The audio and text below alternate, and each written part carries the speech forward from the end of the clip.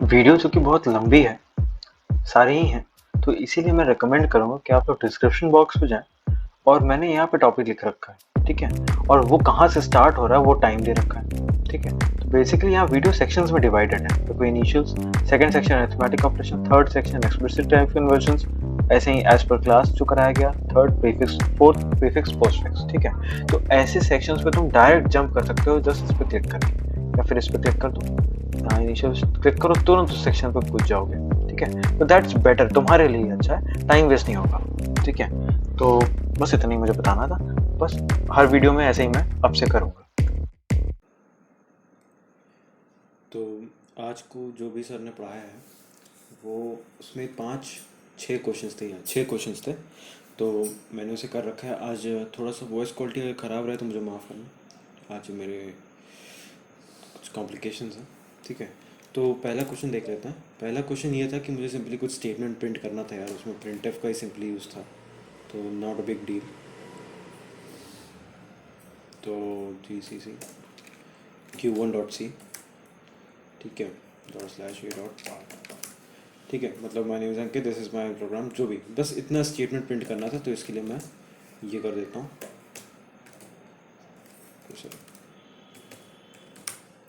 ठीक है, simply programme था, प्रिंट एफ करना था। Okay, that was it. तो नेक्स्ट पे चलता है। Q2.C मेरे ख्याल से ये सम था, ठीक है। या एंटर टू वैल्यूज़, 2 डाल दिया मान लो मैंने, एंड 7 डाल दिया, ठीक है। एंटर किया, सम आ गया 9, ठीक है। कोई बात नहीं, इसका भी प्रोग्राम देख लो, जी एडिट Q2.C, ठीक है। y1 y2 print enter two values, इसके बीच में गैप दे देते हैं, ठीक है। ये स्कैन एफ दिया, बीच में देखो स्पेस लगाना ज़रूरी है, ठीक है। Ampersand y1 y2, okay. और सम में y1 + y2 प्रिंट कर दिया, ठीक है। कंट्रोल एस कंट्रोल किया। अब दूसरा देख लेते हैं, GCC Q3.C। अभी तो बड़े प्रॉब्लम्स नहीं आ रहा है, ठीक है। ./a.out, ठीक है। x1 y1 डालना, स्लोप निकालने वाला क्वेश्चन था ये। तो x1 y1 डाला मैंने, मान लो एक 3 डाल दिया, एक 7 डाल दिया, रहने दो। एक मैं 8 डालूंगा, एक मैं 9 डालूंगा, नहीं नहीं रहने दो, 1 डालूंगा, 3 डालूंगा, और y1 y2 डाल दूंगा, मान लो 7 और 9 डाल दिया। तो अरे ये क्या आ गया,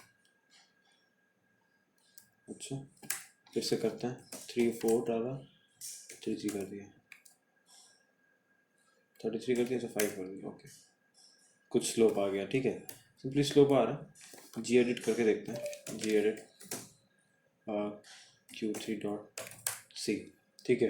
तो फ्लोट में मैंने सारी वैल्यूज एक्चुअली फ्लोट में डाल दी, कोई प्रॉब्लम नहीं है उससे, ठीक है। m = y2 - y1, okay okay okay, मैंने प्रॉब्लम यहाँ पे एक किया है, ये है, दिस शुड बी x2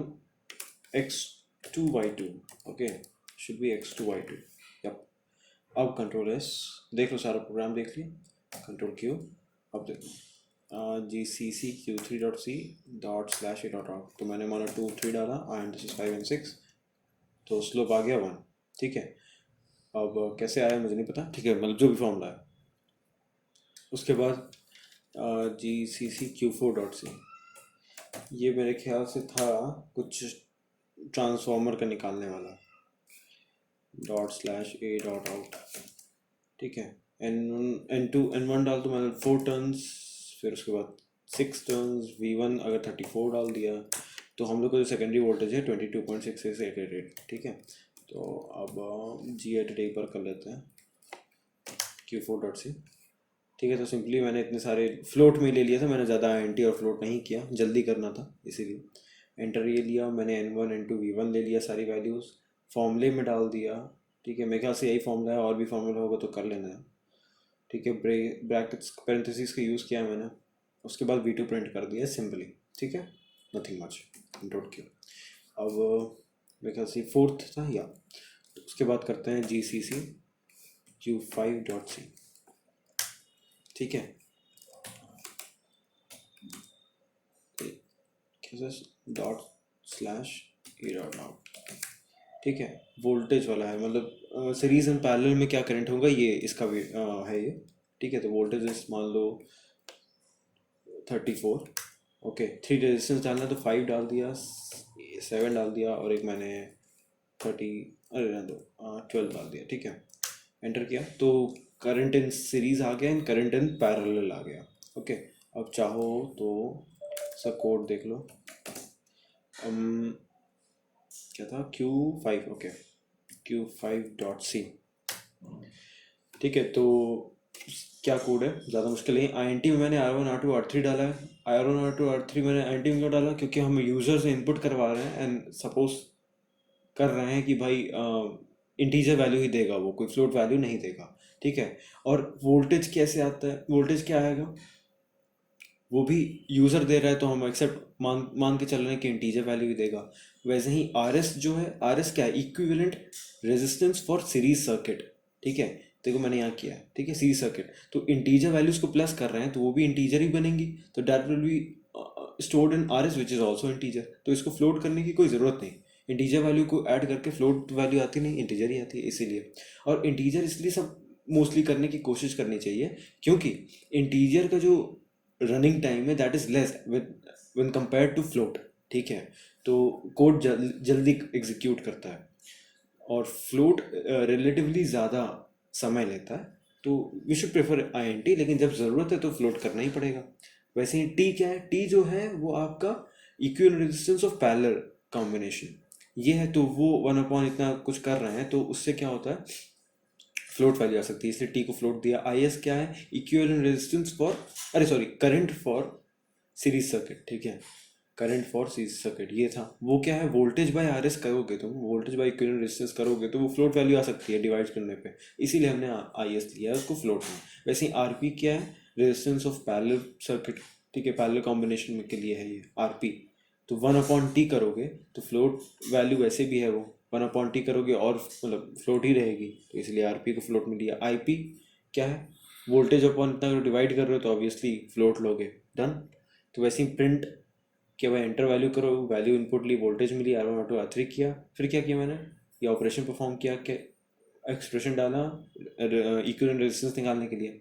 वैसे ही इक्विवेलेंट करंट निकाला फॉर सीरीज सर्किट, वो क्या है, वोल्टेज अपॉन RS करेंगे, ठीक है, वोल्टेज अपॉन इक्विवेलेंट रेजिस्टेंस करते हैं, फॉर्मूला तो यही होता है। अब ये तो फ्लोट वैल्यू होने वाली, तो मैंने इसमें क्या किया है, मैंने इसमें कर दिया है टाइप कास्टिंग, ठीक है, this is type casting, okay. कैसे, यहाँ पे बस पेरेंथेसिस लगाओ, बीच में फ्लोट लिख दो, तो that becomes explicit type casting, जो भी ले लो उसको, एक्सप्लिसिट टाइप कास्टिंग कर दी मैंने, ओके। अब प्रिंटफ किया कि भाई करंट इन सीरीज क्या है, वो आ गया IS, ठीक है, ऑब्वियसली IS ये है, ठीक है, IS ये है, हमने इसको प्रिंट कर दिया, ये क्या है, करंट इन सीरीज सर्किट हो गया।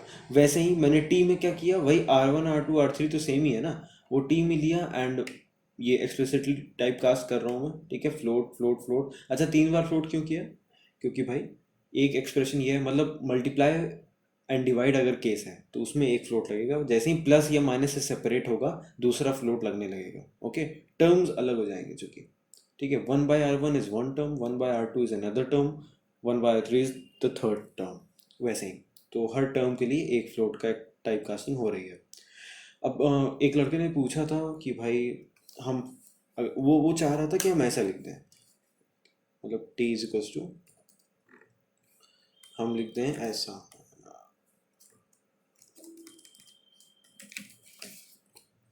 1/R1 प्लस, अरे 1/R1 plus 1/R2 plus 1/R3, वो ये चाह रहा था करना, ठीक है। दिस इज रॉन्ग, ऐसा नहीं हो सकता, ये तरीका नहीं है एक्सप्लिसिट टाइप कास्ट करने का, क्योंकि पहले वो यही सॉल्व कर देगा देन इधर जाएगा, और वो पहले अगर यही सॉल्व कर दिया तो इंटीजर ही एक्सेप्ट करेगा ना, क्योंकि ऑब्वियसली सारी वैल्यूज इंटीजर में है, ये भी इंटीजर में है, ठीक है। तो ये सॉल्व करेगा, उसके बाद ये देखेगा, तब तक तो वो इंटीजर वैल्यूज हो चुकी होंगी, ठीक है।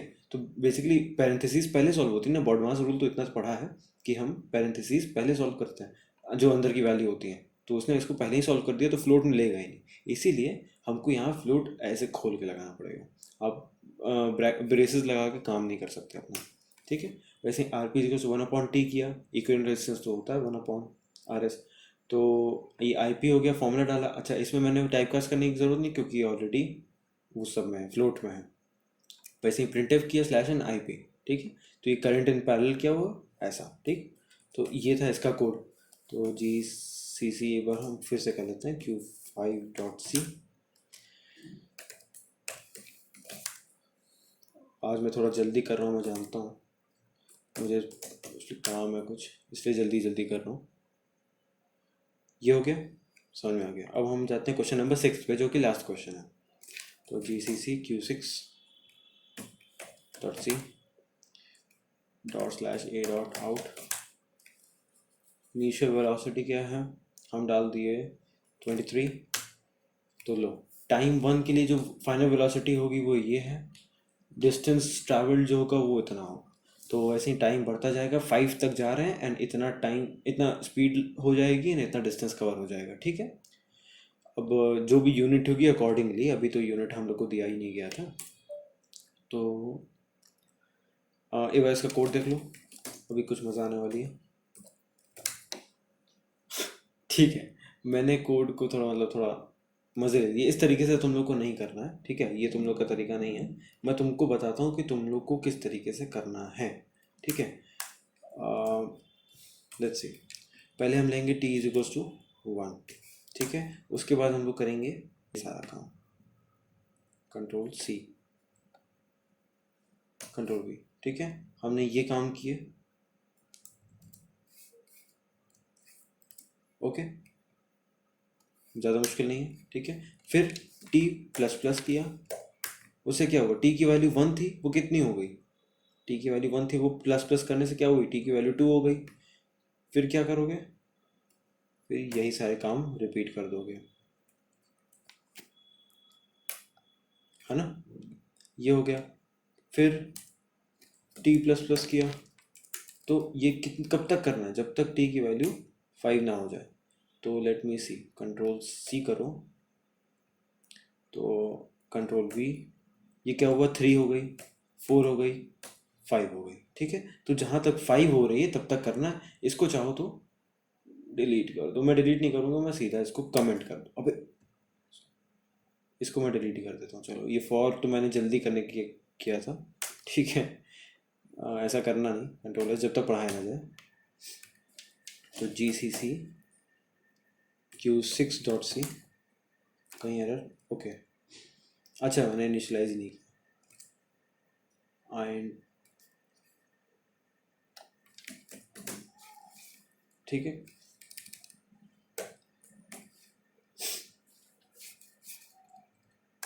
ठीक है, मैंने वेलोसिटी डाली 23, सारा आ गया, ठीक है वही। देखो वैसे ही सेम ऊपर जैसे ही आ रहा है, बट मैंने थोड़ा सा कोड शॉर्ट कर दिया था, कैसे किया वो ना जाना, ठीक है। तो ये आज का था। मेरे ख्याल से सारी चीज़ें आसान थी, कुछ समझने की चीज़ें तो थी नहीं, कोड ही देखना था, खुद ही समझना था।